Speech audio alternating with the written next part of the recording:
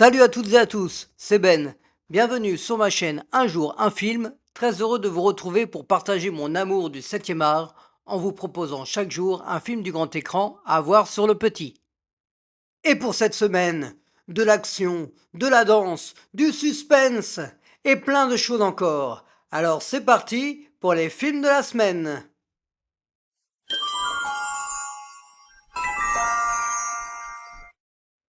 Le Corbeau est un film français datant de 1943, réalisé par Henri-Georges Clouzot, avec Pierre Freinet et Ginette Leclerc.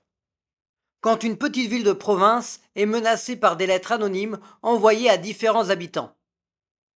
Pour le début de sa carrière, le réalisateur du Salaire de la peur commence fort avec cette histoire où les regards en coin, les suspicions et les rumeurs font vivre le village pour savoir qui est ce fameux Corbeau. L'acteur Pierre Freinet impose le film accompagné de rôles importants, autant masculins que féminins. Cette histoire va inspirer l'affaire du petit Grégory, et 40 ans plus tard, aujourd'hui encore, n'est toujours pas résolue. Le Corbeau, sur Arte, à 20h55.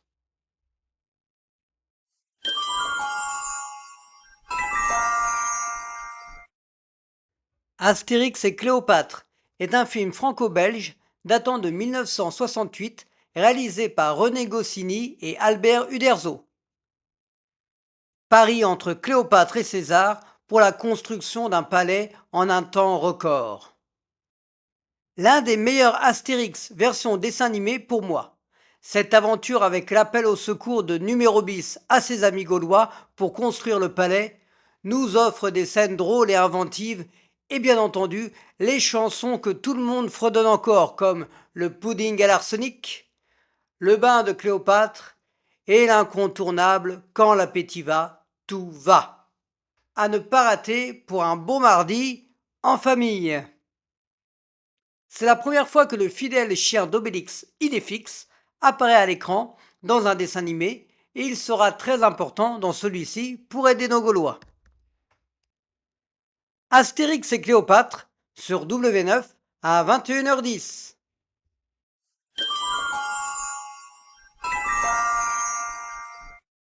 La fièvre du samedi soir est un film américain datant de 1977 réalisé par John Badham avec John Travolta et Karen Lynn Gorney.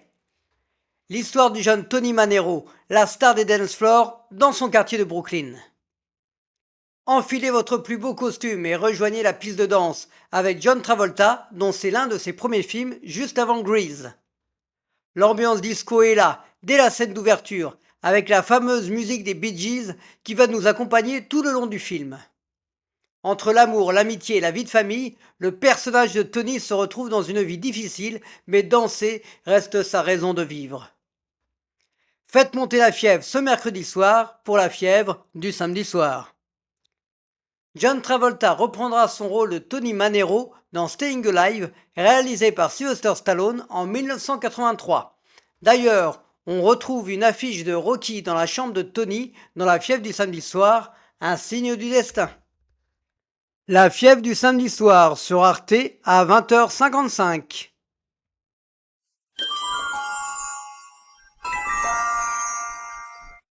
Le fabuleux destin d'Amélie Poulain est un film franco-allemand datant de 2001, réalisé par Jean-Pierre Jeunet avec Audrey Tautou et Mathieu Kassovitz. La vie d'Amélie Poulain, jeune serveuse à Paris dans le quartier de Montmartre.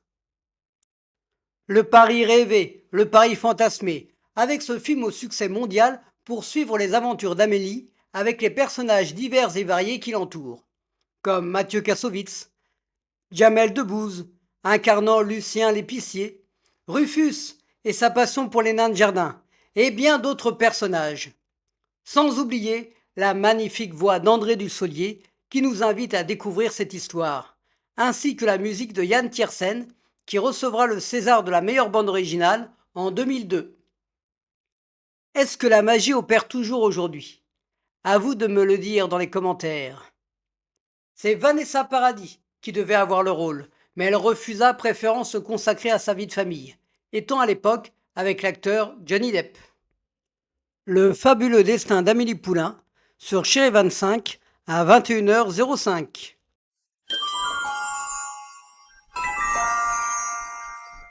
7500 est un film allemand datant de 2019 réalisé par Patrick Wohlrass avec Joseph Gordon-Levitt et Omid Memar. Un copilote dans un avion se retrouve en confrontation avec des terroristes islamistes. Un huis clos dans un avion, avec une sensation oppressante pendant 1h30, voir la vie de ce copilote basculer face à son destin et à celui des passagers, est assez prenante.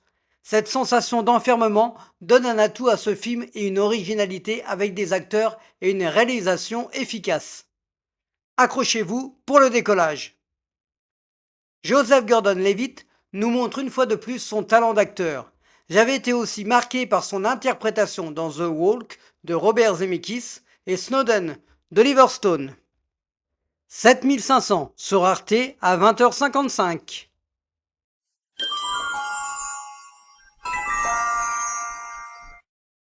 Over the Top, le bras de fer, est un film américain datant de 1987 réalisé par Menahem Golan avec Sylvester Stallone et David Mendenhall. Un chauffeur routier va devoir jongler entre l'arrivée de son fils et son défi de gagner la compétition de bras de fer. J'avais déjà parlé de ce film pendant la parenthèse JO avec ma thématique Un jour un sport, que vous pouvez retrouver sur la chaîne, mais je voulais revenir dessus, maintenant qu'il passe à la télé.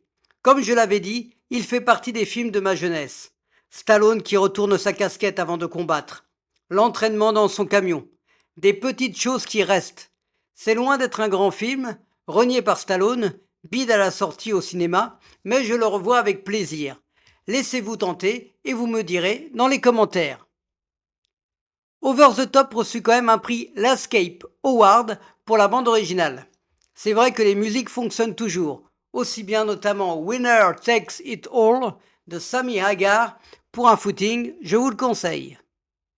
Over the Top, le bras de fer, sur RTL 9 à 20h55.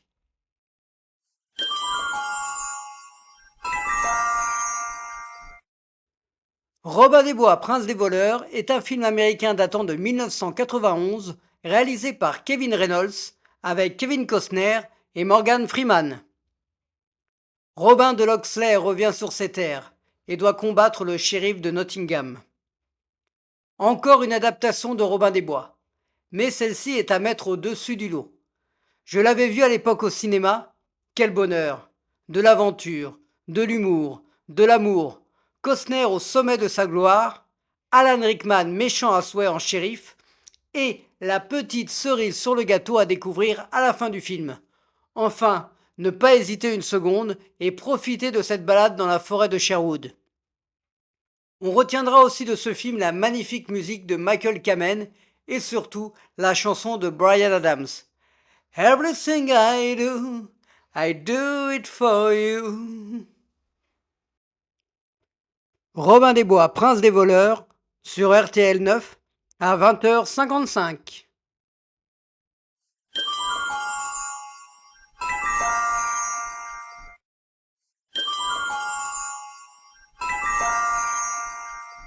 Et oui, bien entendu que mon coup de cœur de la semaine, c'est Robin des Bois, Prince des voleurs, que vous devez absolument voir pour bien finir cette semaine.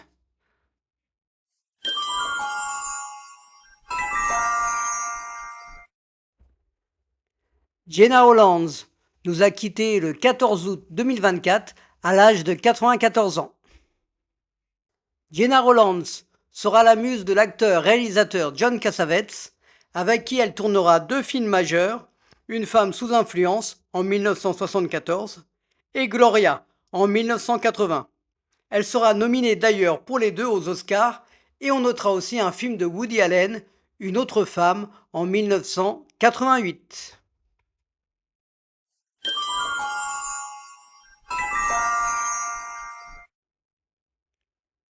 Alain Delon est mort le 18 août 2024 à l'âge de 88 ans. Alain Delon est mort. Il reste et restera l'un de nos derniers plus grands acteurs français. Il nous laisse une multitude de films marquants, comme Plein Soleil, Le Guépard, Le Samouraï, toujours accompagné par d'excellents réalisateurs comme René Clément, Visconti, Melville, Verneuil ou Bertrand Blier. 3 films qui m'ont marqué.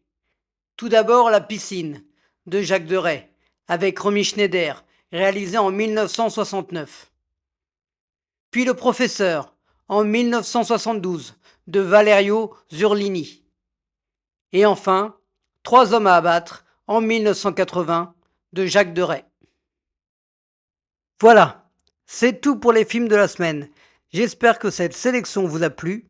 Il risque d'avoir quelques chamboulements suite à la mort de monsieur Alain Delon, et c'est bien légitime.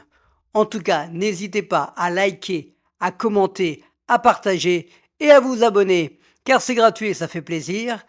Et moi, je vous dis à la semaine prochaine.